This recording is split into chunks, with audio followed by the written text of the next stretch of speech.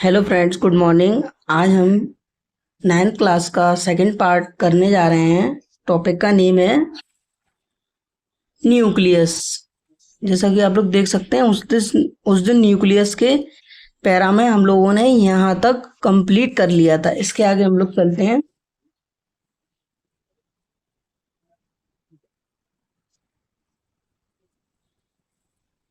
The nucleus has A double layered covering called nuclear membrane. जो nucleus होता है उसके पास डबल कवरिंग लेयर है जिसको हम बोलते हैं nuclear membrane.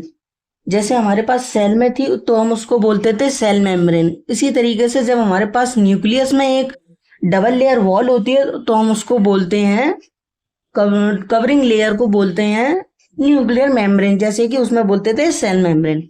The nuclear membrane has pores which allow the transfer of material. जो न्यूक्लियर मेम्ब्रेन होती है वो हमारे उसमें कुछ कुछ पोर्स होते हैं जो हमारे मटेरियल को आना और जाना उनका पॉसिबल कराते हैं। From inside the nucleus to its outside, that is to the cytoplasm which we will talk about in section 2.4।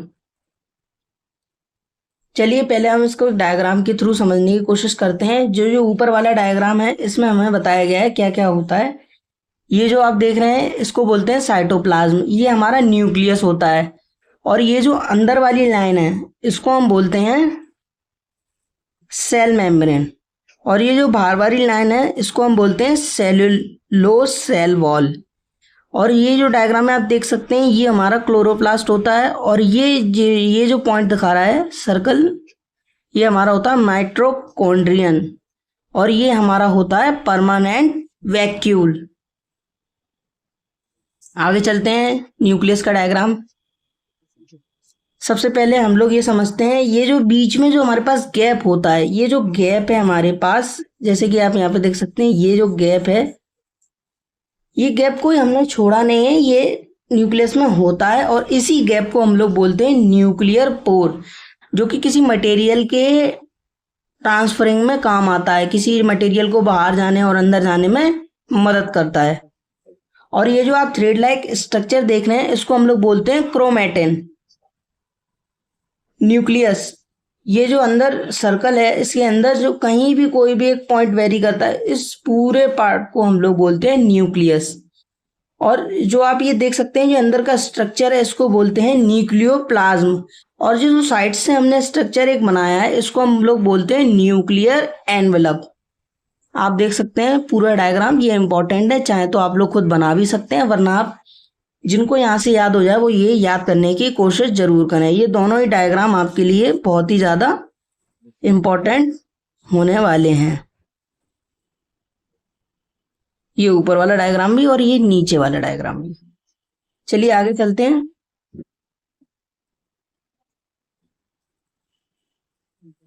The nucleus contains chromosomes which are visible as rod shape.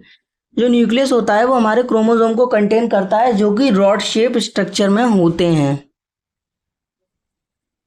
Only when the cell is about to divide, chromosome contain information for inheritance of feature from parents to next generation in the form of DNA.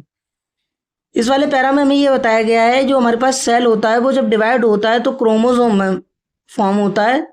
जो हमारे पास chromosome होता है वो हमारे inheritance के features के बारे में बताता है जो हमारे पास हमारे पेरेंट्स से ट्रांसमिटेड होते हैं one gene to another gene. इसमें ये बताया गया है जो एक जनरेशन फॉर्म होती है इसके बाद, इस प्रोसेस के बाद जो जनरेशन फॉर्म होती है डीएनए, डीएनए की फुल फॉर्म होती है deoxyribonucleic acid molecule.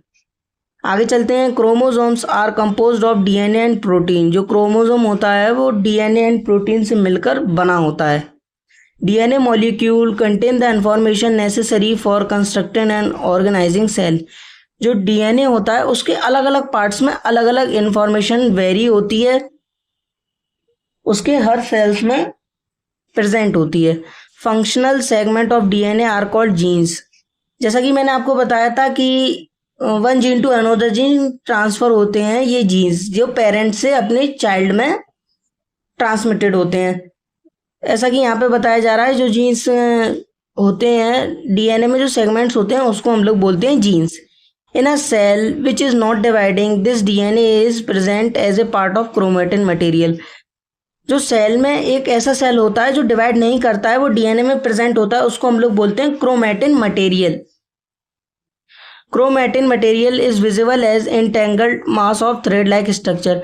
जैसा कि अभी आपने इसमें देखा था, ये जो हमारा क्रोमेटिन होता है वो थ्रेड लाइक स्ट्रक्चर में होता है, ये धागे जैसे स्ट्रक्चर दिख रहे हैं, इसी को हम लोग बोलते हैं chromatin. Whenever the cell is about to divide, the chromatin material gets organized into chromosome। जब हमारा सेल डिवाइड होने के लिए जाता है तो हमारा क्रोमेटिन क्रोमोसोम्स में फॉर्म हो जाता है।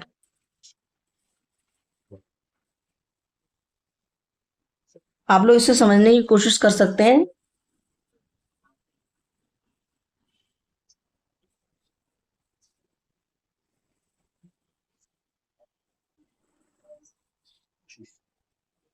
ये डायग्राम देखिए, ये जो डायग्राम है ये हमारे पे क्रोमोसोम्स के बारे में बताता है। ये क्रोमोसोम्स में अलग अलग सेगमेंट्स बताए हैं, और ये जो साइड से डायग्राम बना है ये डीएनए का है। AGTC फॉर एक्स्ट्रा नॉलेज के लिए ये मैं बता रहा हूँ, ये आप हायर क्लास में पढ़ेंगे, जो कि क्लास 12th में ही है और क्लास 12th की बायो में है। डीएनए एक पूरा चैप्टर है, मॉलिक्यूलर बेसिस ऑफ इनहेरिटेंस, उस चैप्टर में ये बताया गया है। उसमें डीएनए के बारे में हम लोग काफ़ी ज़्यादा कुछ डेप्थ में पढ़ेंगे। फॉर एक्स्ट्रा नॉलेज ऐसी जानने के लिए आप लोग ये चाहें तो याद कर सकते हैं, वरना कोई ज़रूरी नहीं है, ये आपके एग्ज़ाम में नहीं आने वाला है। ए को हम लोग बोलते हैं एडेनिन, जी को बोलते हैं ग्वानिन, टी को बोलते हैं थाइमिडीन, सी को बोलते हैं cytosine. For extra knowledge only. और डीएनए को हम लोग बोलते हैं डीऑक्सी राइबोन्यूक्लिक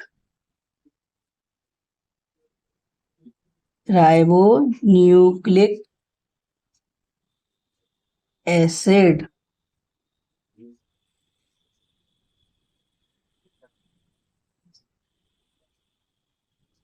ये इसकी फुल फॉर्म होती है, ये सबको जरूर याद होनी ही चाहिए। आगे चलते हैं।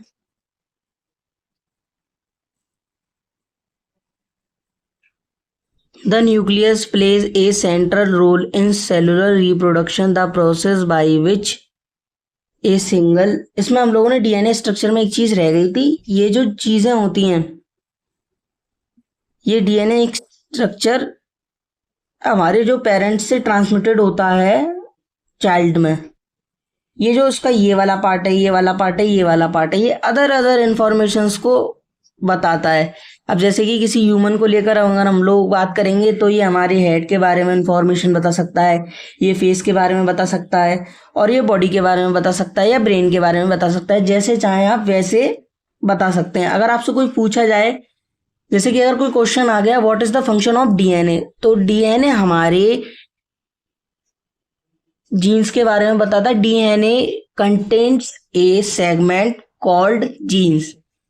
DNA is confirmed about the inheritance from parents to children. This is also called gene. It also describe about the variation in gene। आप इतना लिखेंगे तो आपको पूरे मार्क्स जरूर मिलेंगे। आगे चलते हैं।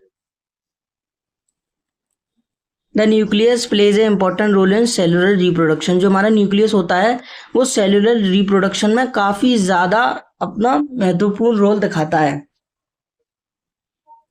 The process by which a single cell divides and forms two new cells. एक प्रोसेस जिसमें सिंगल सेल्स अपने आप को डिवाइड करके दो नए सेल बनाते हैं। It also plays a crucial part along with the environment. ये काफ़ी ज़्यादा इम्पोर्टेंट पार्ट होता है हमारे प्रकृति के लिए, एनवायरमेंट पर्यावरण के लिए। In determining the way the cell will develop and what it will exhibit maturity by directing the chemical activities of cell.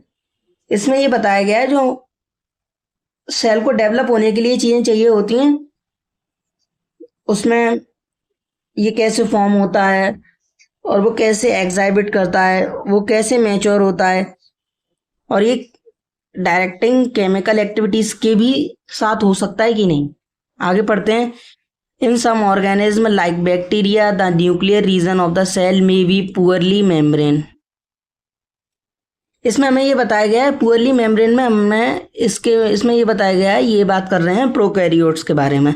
Such as undefined nuclear region containing only nucleic acids is called nucleoid. जो nucleic acid contain करते हैं कुछ reason nuclear region में, उसको हम लोग बोलते हैं nucleoid. Such organism whose cells lack a nuclear membrane are called prokaryotes. जो सेल्स में लैक होता है, कमी के कारण वो न्यूक्लियर मेम्ब्रेन बनते हैं, आर कॉल्ड प्रोकैरियोट्स, उसको हम लोग बोलते हैं prokaryotes. Pro is equals to primitive और प्राइमरी। कैरियोट्स मतलब karyon is equals to nucleus.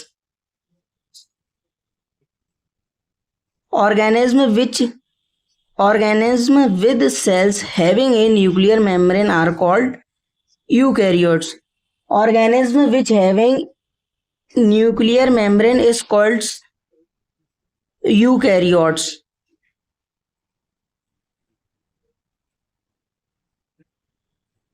जिस ऑर्गेनिज्म के पास न्यूक्लियर मेम्ब्रेन होता है उसको हम लोग बोलते हैं eukaryotes. Prokaryotes cells also lack most of the layer cytoplasmic organelles.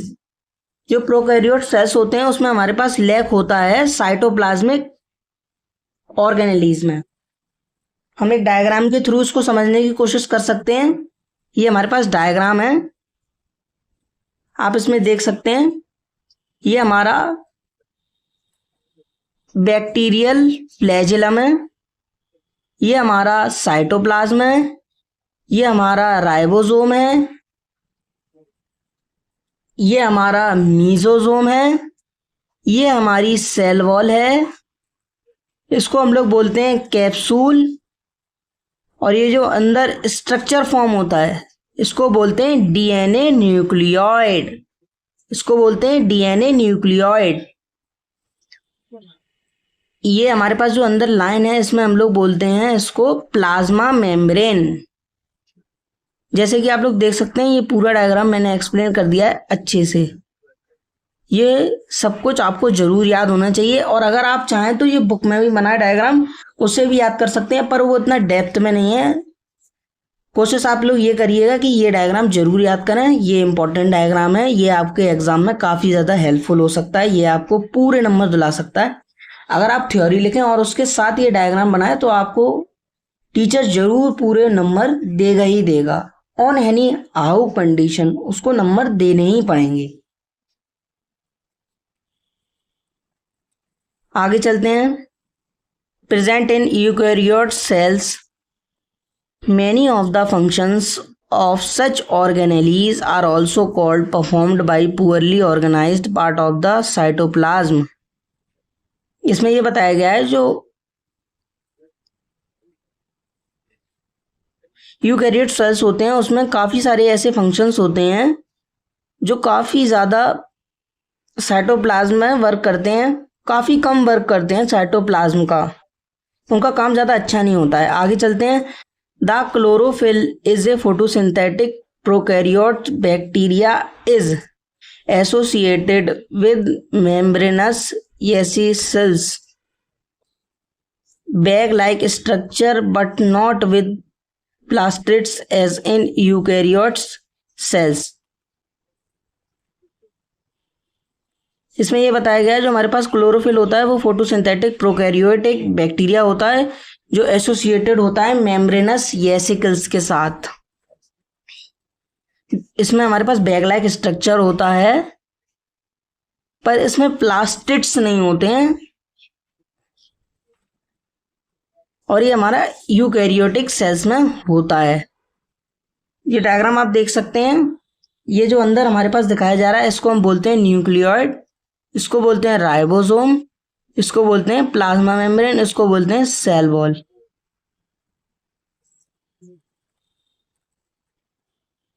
आप जैसे कि यहाँ तक देख चुके हैं, यहाँ तक हम लोगों ने आज कंप्लीट कर लिया है। अगर आप लोगों को और भी कोई डाउट हो और आपके जो भी क्वेश्चंस हों वो आप प्लीज़ कमेंट करिएगा, मैं उन क्वेश्चंस पे आपके लिए सेपरेट वीडियो बनाऊंगा। और अगर आपको वीडियो अच्छा लगता है तो आप like, comment, subscribe and share करें और अपने काफ़ी सारे जो दोस्त हैं उनको ज़रूर बताएं, वो भी आपकी तरह अच्छे से अपनी प्रिपरेशन को आगे बढ़ा सकें। Thank you.